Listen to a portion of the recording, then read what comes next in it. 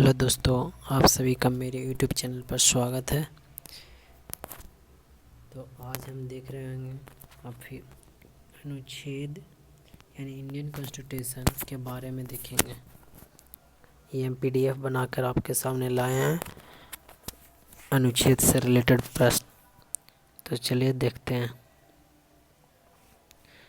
तो पहला जो है अनुच्छेद 1।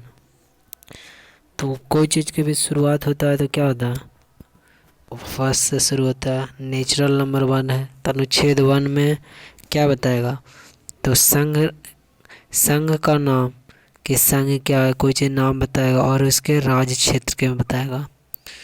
तो यह अनुच्छेद 1 में परिभाषित है संघ का नाम। संघ मतलब कि इंडिया के अंदर, इंडिया के बारे में क्या गया कि संघियों का मतलब कि राज्यों का संघ है, मतलब कि संघियों का एक राज्य है इंडिया। मतलब इसमें छोटे छोटे संघ, ढेर सारे संघ मिलकर क्या गए, इंडिया एक फॉर्मेशन हुआ। तो संघ का नाम और राज्य क्षेत्र कहाँ लिखा हुआ है, तो अनुच्छेद 1 में। तो अनुच्छेद 2 में क्या लिखा हुआ है, तो नए राज्यों का प्रवेश या स्थापना। नए राज्य, कुछ नए राज्य जुड़े हैं, उसका प्रवेश मतलब एंट्री और स्थापना, उसका फॉर्मेशन किस तरह होगा, इस तरह के बारे में जो लिखा हुआ है वह अनुच्छेद 2 में लिखा हुआ है। तो अनुच्छेद 1 में क्या था कि उसके राज्य क्षेत्र की, इसका सीमा इतना तक होगा। ये सारे विस्तृत जानकारी अनुच्छेद 1 में बताया गया है। लेकिन 2 में कि बताया गया कि नए राज्य की फॉर्मेशन, एंट्री किस तरह होगी, उसकी स्थापना कैसे होगी, ये सारे बात अनुच्छेद 2 में बताया गया है। अब हम अनुच्छेद 3 के बारे में देखते हैं।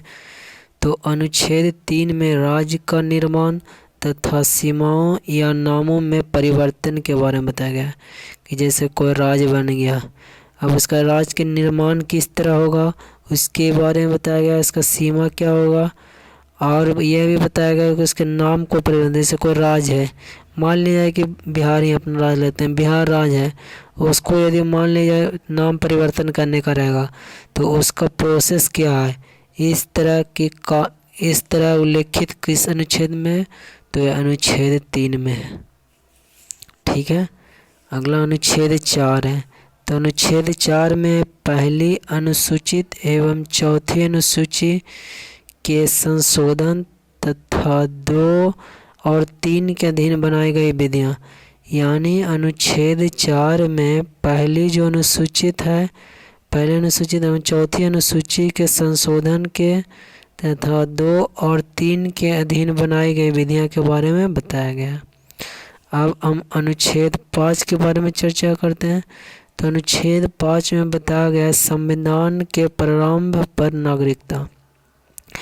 जैसे कोई व्यक्ति नागरिक होने के लिए क्या कंडीशन है, संविधान के प्रारंभ पर नागरिकता कैसा होना चाहिए, सारे बात उल्लेख अनुच्छेद 5 में किया गया।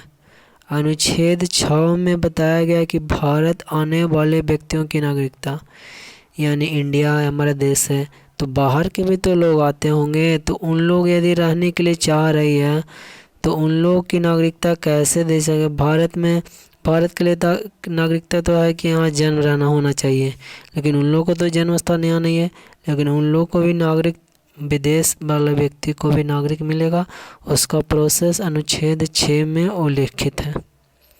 अगला अनुच्छेद 7 में पाकिस्तान जाने वालों को नागरिकता। जैसे कोई व्यक्ति भारत में रह रहा है, वह चाहता है कि हम पाकिस्तान जाएं, तो उसके लिए नागरिकता के बारे में अनुच्छेद 7 में यह उल्लेख किया गया है। अगला अनुच्छेद 8 है। तो भारत के बाहर रहने वाले व्यक्तियों, यानी जो इंडिया से जो बाहर रह रहे हैं व्यक्तियों की नागरिकता का के उल्लेख अनुच्छेद 8 में देखने को मिलता है। अब अनुच्छेद 9 में है। तो अनुच्छेद 9 में बताया गया है विदेशी राज्य की नागरिकता लेने पर नागरिकता का न होना।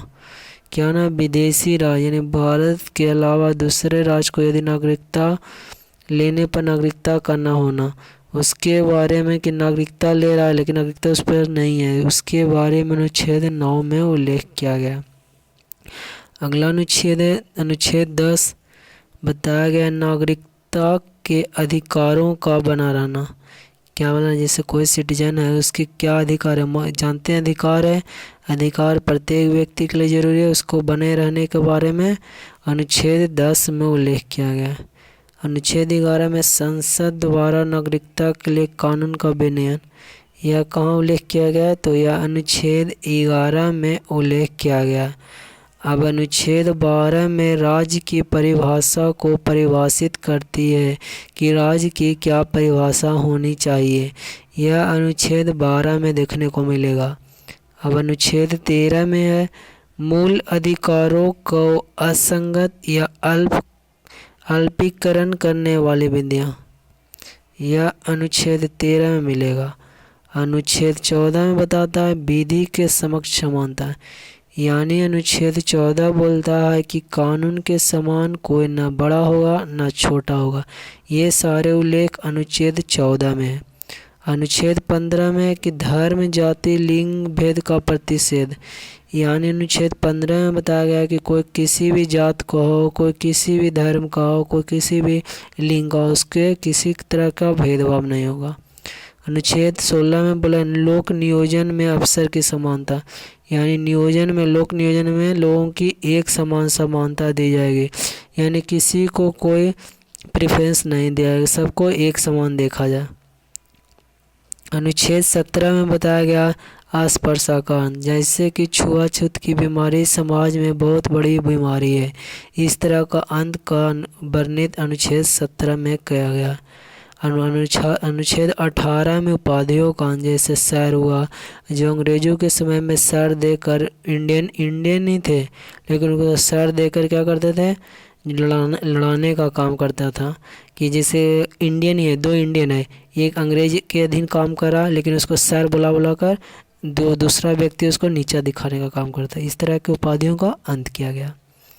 अगला अनुच्छेद 19 में क्या है, वाक् की स्वतंत्रता, यानी बोलने की स्वतंत्रता। आप कहीं भी बोल सकते हैं, लेकिन बोलने में भी ऐसा है कि कुछ भी कोई पे गाली दे दीजिएगा, ऐसा नहीं, मतलब बोलने की स्वतंत्रता यानी अपना विचार विमर्श व्यक्त करने के आप स्वतंत्र हैं। अनुच्छेद 20 में अपराधों को दोष सिद्ध के संबंध में, कि अनुच्छेद 20 में बताया गया कि जब तक आपका अपराध दोष सिद्ध नहीं होता जब तक आपको अपराधी नहीं करार दिया जाएगा, ऐसा अनुच्छेद 20 में उल्लेखित किया गया है। अनुच्छेद 21 में क्या, प्राण एवं दैहिक स्वतंत्रता, आपके प्राण और दैहिक आपके शरीर को स्वतंत्रता दिया जाएगा। अनुच्छेद 21 में बताया गया, ये बहुत ही इम्पोर्टेंट है, कि 6 से 14 वर्ष के बच्चों को निःशुल्क और अनिवार्य शिक्षा को जोड़ा गया अनुच्छेद 21 के का में। अनुच्छेद 22 में क्या है, कि कुछ दशाओं में गिरफ्तारी के से संरक्षण, कुछ दशाओं में क्या करता है, गिरफ्तारी यदि होने में क्या करता है, संरक्षित करता है आपको। अगला अनुच्छेद 23 है कि मानव के दुर्व्यापार और बाल आश्रम के बारे में उल्लेख किया गया है। अगला अनुच्छेद कारखानों में बालक का नियोजन का प्रतिशत, इसके बारे में अनुच्छेद 24 में बताया गया। अनुच्छेद 25 में क्या बताया गया, तो धर्म का आचरण और प्रचार की स्वतंत्रता। अनुच्छेद 25 में बताया गया कि आप जो भी धर्म के आप अपने स्वतंत्र होकर प्रचार कर सकते हैं, प्रसार कर सकते हैं, इसमें किसी तरह की बाधा नहीं है, ऐसा अनुच्छेद 25 में वर्णित है भारत के संविधान में। अगला जो अनुच्छेद है 26,